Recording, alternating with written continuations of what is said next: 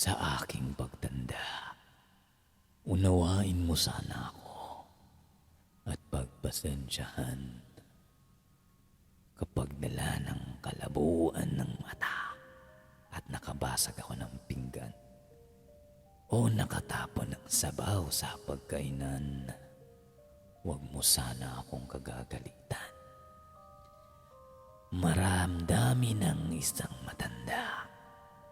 Nagsiselfie ako sa tuwing sisigawan mo ako.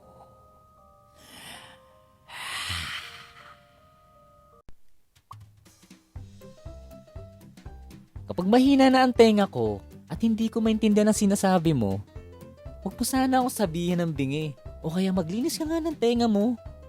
Pakiulit na lang ang sinabi mo o pakisulat na lang. Pasensya ka na anak, matanda na talaga ako. Kapag mahina na ang tuhod ko, pagtiyagaan mo sana akong tulungang tumayo. Sana wag mo naman akong iwan sa paglalakad o kaya sa pedestrian o sa MRT.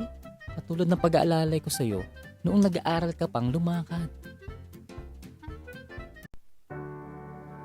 Pagpasensyahan mo sana ako kung ako man ay nagiging makulit at paulit-ulit na parang sirang plaka. Basta pakinggan mo na lang ako. Huwag mo sana akong pagtatawanan o pagsasawaang pakinggan. Natatandaan mo ba anak nung bata ka pa? Kapag gusto mo ng lobo, di ba paulit-ulit mo yung sinasabi? Maghapon kang nangungulit hanggat hindi mo nakukuha ang gusto mo? Pinagtsatsagaan ko ang kakulitan mo nun.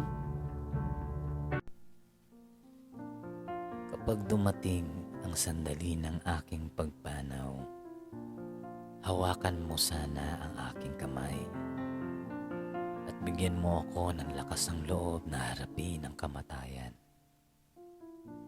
At huwag kang mag-alala kapag kaharap ko na ang Diyos na lumikha, ibubulong ko sa Kanya na pagpalain ka sana dahil naging mapagmahal ka sa iyong ama at ina.